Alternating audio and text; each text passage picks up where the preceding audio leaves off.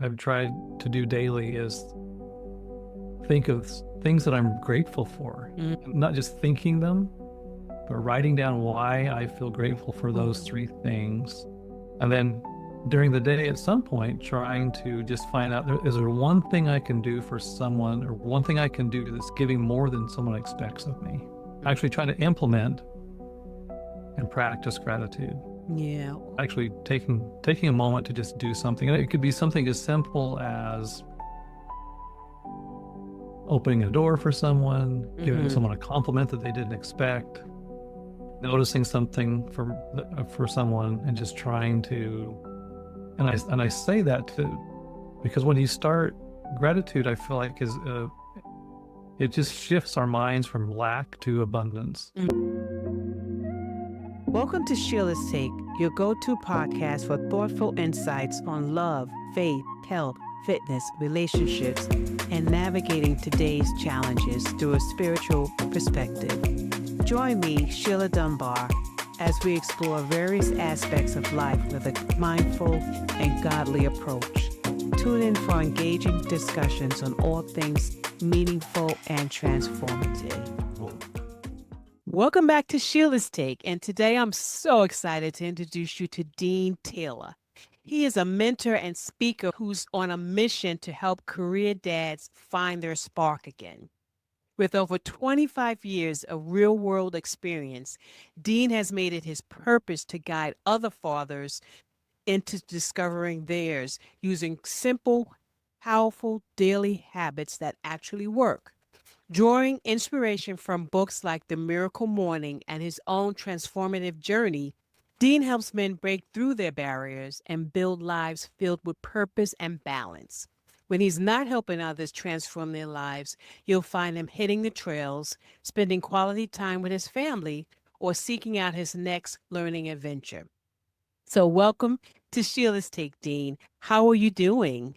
I am so good. Thank you. What a nice warm introduction. Dang, that was so I nice. try. I try. I try to make my guests feel at home on my show. Yeah, thank you.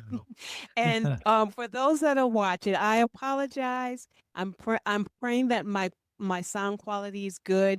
Um, before we started the podcast, I was setting up and I broke my microphone, so I'm using this handheld one. So if you see me on the screen and you're wondering what I'm doing, this is why I have this small microphone, and I hope those on the listening platforms can hear me clearly. But if not, just go to YouTube, to my YouTube channel. You can watch the video. Okay. So, Dean, I just wanted to thank you for being on my podcast. And it is you're so interesting. And I wanted to ask you, what sparked your interest in mentoring career fathers specifically? Like, was there a defining moment that made you think, this is what I need to do?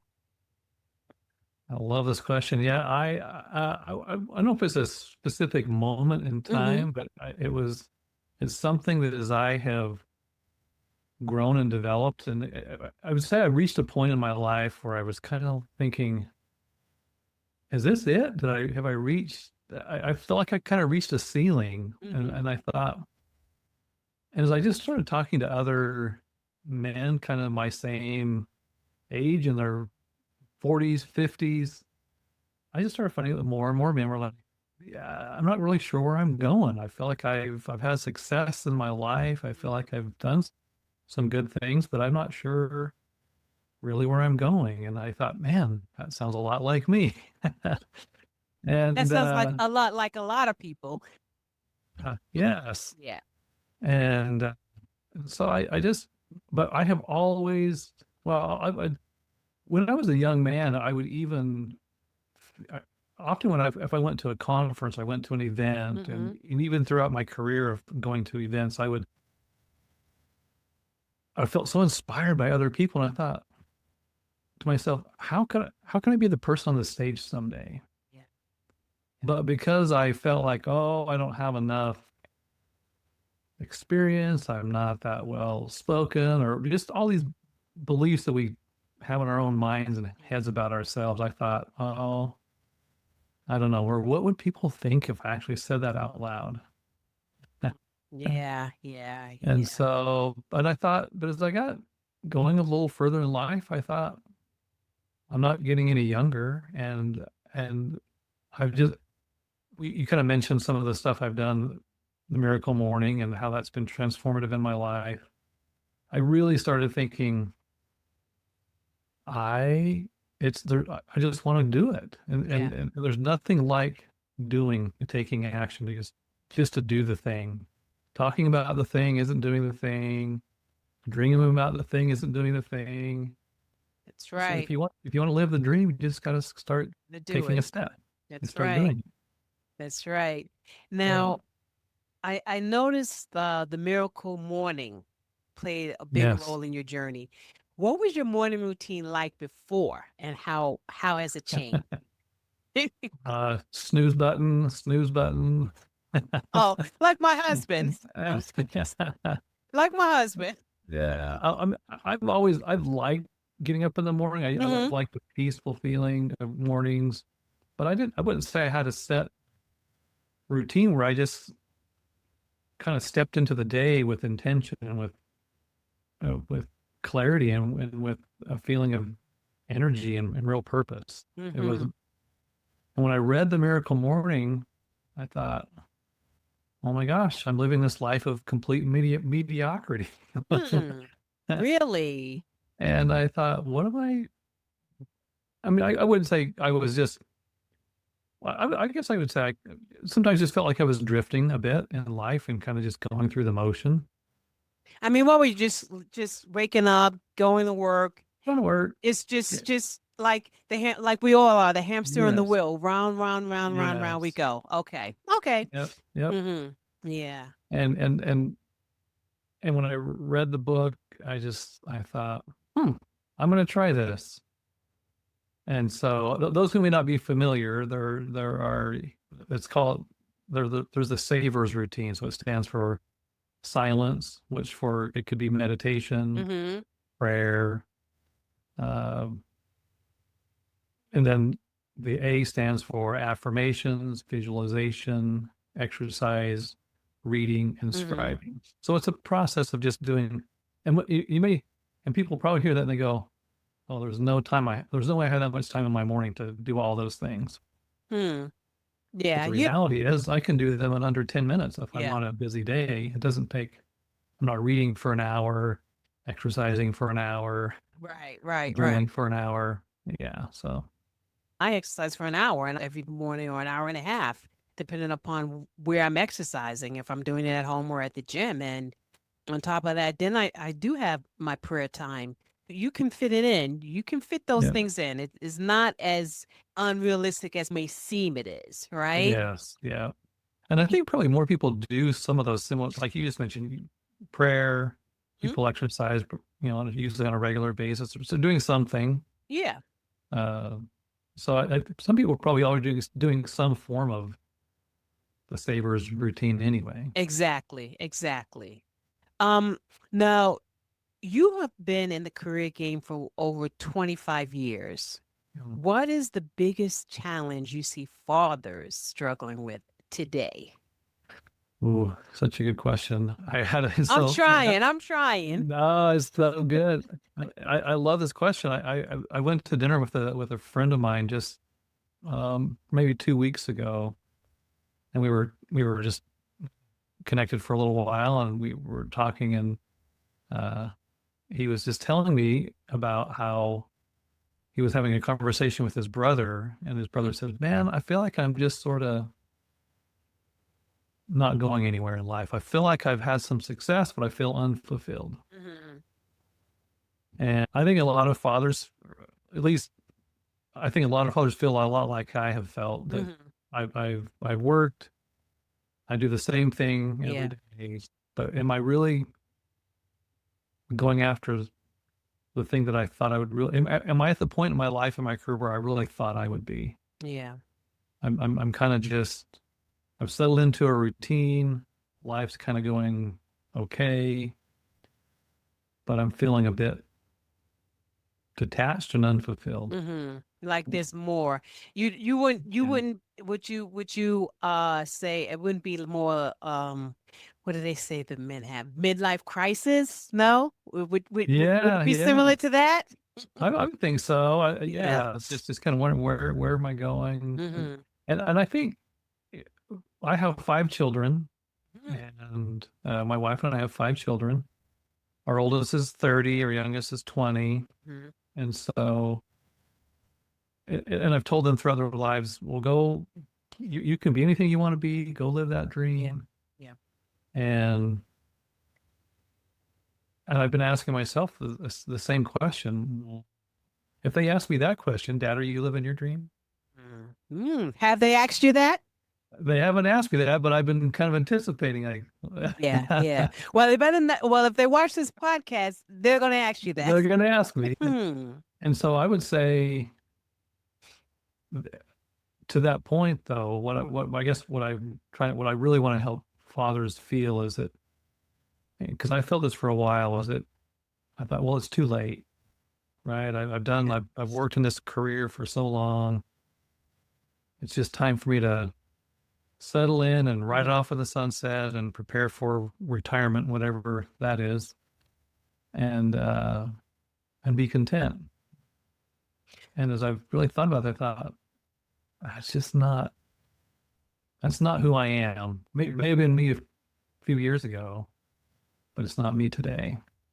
So, how are you helping me? What do you do to help your clients or these dads be more feel like they're more fulfilled? Yeah, what what I have learned, what I have discovered for myself, and what I really try to help and will help fathers do is discover what is it your what's your purpose? What is the vision you have? And do you have a vision? If someone asked me a few years ago, do I have a growth plan? I would have said no. Yeah. So it's like identifying, establishing what is your purpose? Mm-hmm. What do you want to accomplish? And how do you get there? Like, what is it? Can you put a plan in place, a growth plan to start getting you where you feel fulfilled again? Because I feel like a lot of people, a lot of adults just stop dreaming. And I have felt that I've come up with this little, I don't know if it's a mantra or saying, but it's like, it's never too late. Well, it's never too late to start dreaming again, Mm. but it's always too early to stop. Oof, I like that. Never too late to start dreaming again, but it's never Too too early. early to stop. Yeah, it's always too early to stop. It's always too early. I have a good friend. She's a life coach, educator, motivational speaker, and she calls herself the remix coach. And her mantra is it's never too late to remix your life.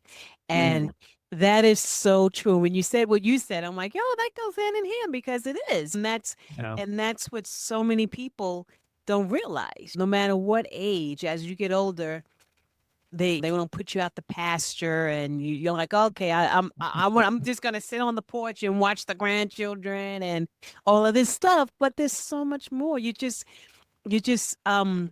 shortchanging yourself if you think that's all that you have in life left. There's so much more. You're into running, you're hiking, you're biking. There's so much more things that you can do.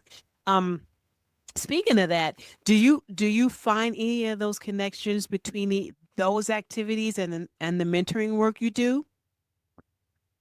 Yes, Hmm. absolutely. Yeah, I have uh, being active again and being. I've run a couple of half marathons this last year, something I hadn't done for a while. I want to do that Uh, so bad. yeah, I and it's want to do really that so bad. yes, and it's. Yeah. I watched our son-in-law running a half marathon just this last weekend, and I didn't do it with him, and then I was like, oh, I should have done it with him. Yeah, yeah. Uh, uh, I was thinking this is a story to kind of illustrate a little bit about dreaming uh, and having a dream. And I was so my parents have both passed away, Hmm. and uh, my mom in 2015, my dad in 2018. But right, a few months before my dad passed away, we were out at his house. He lived in Oklahoma, getting it ready for sale. We knew he was no Mm-hmm. longer able to live there. This was a few months before he passed away. But when I was a young boy, I can't remember exactly how old I was. I must have been maybe 12, 10, or maybe 11 or 12. Mm-hmm. Mm-hmm. He had a dream of owning his own business, and he had this idea he was going to start a small engine repair business. And he got the training, and I remember he bringing home this little small engine that he would tear apart and put together, and tear it apart and put back together. But his business never took off. And I don't remember why, but I was so excited when he started doing it because I thought, oh, my dad's finally going to get out of Yeah. the rat race that he had been in, and do something that he really wanted to do. And I was sad when it didn't happen. But anyway, when we were clearing out their garage, we were in the garage clearing out stuff out of the garage. I found the old manuals, and I found that engine that he had worked on. Mm-hmm. I'd seen him take apart. And we had a dumpster sitting in the driveway, and we were throwing all this stuff right in the dumpster. And I thought, I felt like I was throwing my dad's dreams literally in the dumpster. And I thought, Mm. am I on a similar path? Yeah. Yeah. Anyway, it was just kind of one of those moments of my life that caused a lot of reflection. And I thought, "Ah, I'm not going to do that. I'm going to go, I'm not going to, I'm going to live, find my passion, purpose, and or rediscover, and just start really going after and doing Yeah. the thing that I've always wanted to do." That's nice. Can I ask you, when did you realize that helping other men find their purpose was actually your purpose? Oh, yes. I really, I'll come back to the miracle morning. That was a pivot point in my life. And I don't, maybe you've heard of so I was into that started really transforming me, I think, internally as a person, as I just had more intention, more growing in Mm-hmm. confidence, growing in purpose, or I shouldn't, maybe purpose, but growing in confidence and direction, maybe make Yeah. clarity of where I was headed. And I came across an exercise called 7 levels deep. Maybe you've heard about this, where you kind of go, why do you want this? Why do you want that? And so you kind of go Mm-hmm. 7 levels of why, Okay. you got yourself why. And I did that, and I felt okay, but I never really felt I really had a true purpose that I had. Like, if someone were asking me, what is your purpose? Yeah. I wouldn't be able to really articulate it, and with a clear. So I started this path of wanting to figure that out, and really just say, Yeah. what is it what is my purpose? Mm-hmm. And I took a Gallup strength test, a strength finder test, and just come. So I was just searching, right? I'm just like, okay, Mm-hmm. I'm on this discovery, and I discovered that one of my top three strengths were, my top one was learner Mm-hmm. and achiever, and no, I'm going to blank on the third. Learner, achiever. Okay. And oh gosh, anyway, now I'm putting myself on the spot, but anyway, as I discovered those strengths, and I started to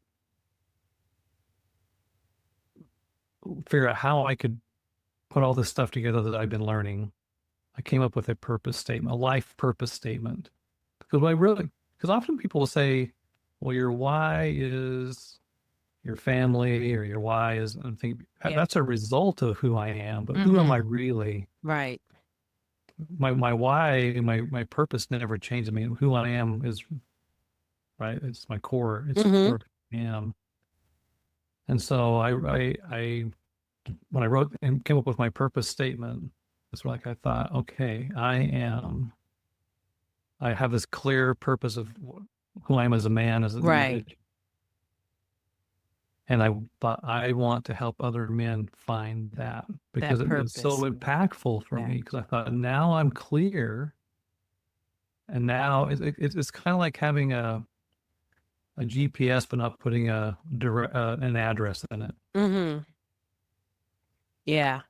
Right. So now that I have this, like I've said, I'm given this address in my life. I feel like I've given God a direction. I'm saying, okay, I've discovered this purpose. Here's what I now my vision where I'm headed. Now He Mm-hmm. can direct me on how to get there. How to get there. Yeah. Yes. Yeah. Your eyes were open. You had the blinders and now the blinders are off like the Yes. yeah, yeah. Um, how do you balance your own family time while helping other dads do the same? Well, I'm in a really kind of a fortunate place in my life right now Mm-hmm. where our children are grown and Grown. Well, you having have a had wife. You have I a have a wife. wife and have a wife, and yes, you're right, and I cannot forget that. You know, I'm a wife myself, so I know Yes, we take up a lot of time. You yes, know, especially and now. yeah, I love it. I would say it's something that I've learned over time. Being a father, Yeah. because a lot of my I took the I was on the slow boat through school. Meaning, I literally spent between getting I earned 4 degrees. Okay. I was in school for a lot of my I remember our oldest son was 10 years old when I finally finished and was done with school. Mm. And he couldn't believe. He's like, "You're really done? You're not going to school anymore?" I'm like, "No, I really am done." Because his whole life he had only known dad going to And school. going to school. And so it was definitely, I think, a skill that I learned over the course of life of school, work, Mm-hmm. family. Yeah. And so, but I guess to answer your question, balancing it, I really put when I'm with my family, I'm with my family Mm-hmm. Yeah. and try to be really present at that time. And if I'm doing this other thing, then that's my focus. That's what I'm Mm-hmm. doing Yeah. and Yeah. being intentional about it. If you could give just one piece of advice to a dad feeling stuck in his career, what would it be? Mhm. I would say, well, I'll tell you a practice that's helped me. Uh, that has been the practice of because I feel like when you feel stuck, at least this is how I felt.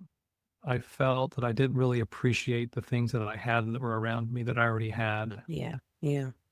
And I sort of was taking those things for granted and not really realizing the abundance that I had in my life. And so under so a practice that I've tried to do daily is think of things that I'm grateful for. Mm-hmm. And not just thinking them, but writing down why I feel grateful for those Mm-hmm. 3 things. Yeah. And then during the day, at some point, trying to just find out is there one thing I can do for someone or one thing I can do that's giving more than someone expects of me? Mm. Actually, trying to implement and practice gratitude, Yeah. not just saying I'm thankful, but actually taking a moment to just do something. And it could be, I found it could be something as simple as opening a door for someone, giving Mm-hmm. someone a compliment that they didn't expect, Yeah. noticing something for someone, and just trying to. And I say that to because when you start gratitude, I feel like is it just shifts our minds from lack to abundance. Mm-hmm. Yeah.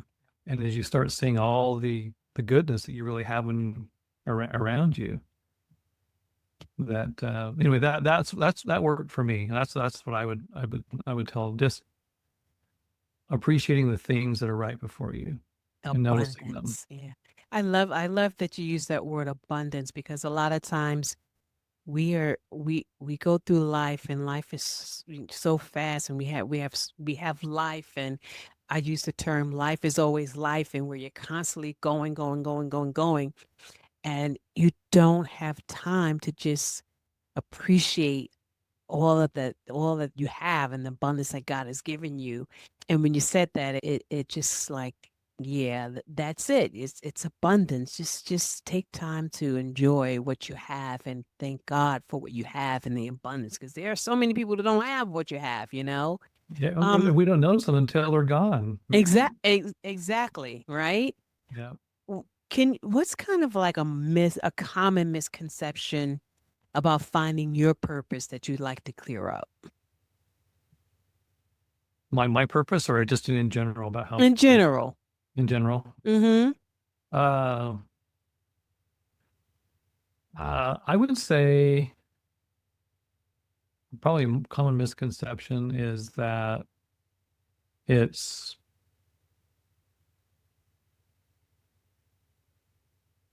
that it maybe that it's not needed. Sometimes I think sometimes people like I feel like I've just kind of I know who I am. Yeah. I don't really need to. Why would I spend the time doing the work, Mm-hmm. uncover it? And I would go back to again the when you have a purpose, when you understand your your purpose and those and that purpose aligns with your values, your Oh, desires, and yeah. your strengths, Yeah. then you can really start making uh you can start really making instead of just progressing incrementally, Mm-hmm. you can start making quantum leaps in your life. You you, Yeah. you can really start and it doesn't have to be hard. I think Mm-hmm. that's the beauty of it is that when those things all come together, your purpose, values, desires, and strengths, and you align those things together, it's we often hear, athletes say, well, I was just in the flow. Yeah. If everything falls into place, Everything, it goes right into place. yeah. So that Yeah. life Yeah. starts flowing. Mm-hmm. You're in that place. So I think that, so I, to me, that's the common misconception is, oh, it's not needed because I already kind of have figured life out. And Yeah. so, One of the things I truly believe that no matter how old you are, there's always something new that you're learning. You're learning something every day. You can't say I know everything because you mm-mm. don't. It's a constant that you're constantly growing. Even where I am now, at my age, I'm constantly growing. I'm learning something every day. I'm learning something new every day. So, is there any like rewarding transformations from your clients you've witnessed that you be able to share? I witnessed people feeling like they had no, just step out of this belief that I can't, there's this thing I wanted to go do Mm-hmm. and I wanted to go do it, but I've been too afraid and I've overcome this fear of and this belief. Because I think when you're feeling stuck, you feel fear, and when you feel fear, then fear leads to doubt, and doubt leads to depression, and Yeah. leads to anxiousness. And when you can transform that fear into faith and into belief, you Mm-hmm. just it just and everything starts to shift, and Yeah. you see this, and no longer do you fear being able to go do that thing, to do the thing that you really desire to do, Yeah. and Yeah. overcoming the fear. So anyway, that's what I would share. I know you touched on this briefly, but Dean, what are you most grateful for? Mm, wow. The thing most grateful. I Well, one, I am very grateful for my relationship with God. That has been a Mm, foundational yes. point, part of my life, Mm-hmm. and has provided the foundation for so much of really for who I am today. So Mm-hmm. I would say first and foremost that relationship I have with Him, and then uh, gratitude for my wife who supports me and encourages me Yeah. and believes in me. definitely that. Those two things for sure. Well, Dean, I thank you. I thank you so much for coming on Sheila's Take. I appreciate you. And I wanted to know, do you have any, if, first of all, if my listeners, how did I forget this? If my listeners want to reach out to you, if you have a dad or someone who wants to reach out to you, how can they reach out to you for you to help them? Thank you for that question. I have my website is deantaylorofficial.com, Mm-hmm. and there's some free resources I have available there on about finding purpose and vision, and some life lessons that I for my own life. But if they wanted to get in contact with me, there's a link there that they can book a free discovery call with me if they wanted to do that Okay. from my website, or you can follow me at Dean Taylor Official on Instagram. I post regularly on there, just uh, things to inspire and uplift and encourage transformation. Oh, well, you have any final thoughts? Just grateful for you. What a fun conversation this has been. What a Thank you. great host you are, and just thankful to be able to have this time and privileged to be on your show. So thank you so much. Oh, thank you. Thank you so much, Dean. I thank you for sharing your wisdom and your practical insights and helping career fathers rediscover their purpose. Your journey and dedication to transforming lives through simple daily habits. It's so inspiring, and just keep on doing what you're doing. And to my listeners, if you found value in today's conversation, please hit that subscribe button wherever you get your podcasts. It really helps the show reach more people who might benefit from these type of discussions. And if you know a dad who could use some inspiration, or anyone interested in building better daily habits, share this episode with them. Reach out to Dean Taylor. Sometimes even the smallest nudge can spark the biggest changes. Don't forget to follow me on social media at Sheila's Take for more content and updates on future episodes. Also, every Friday at 5 p.m., I'm on Wellness Sanctuary Radio. It's 5 p.m. Eastern. And remember the power of intentional daily practices. Small steps can lead to remarkable transformations. Thank you, everyone, and be blessed.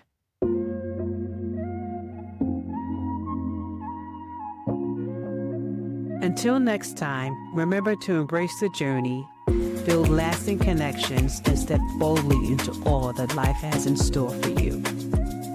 I'm your host, Sheila Dunbar. Blessings to you.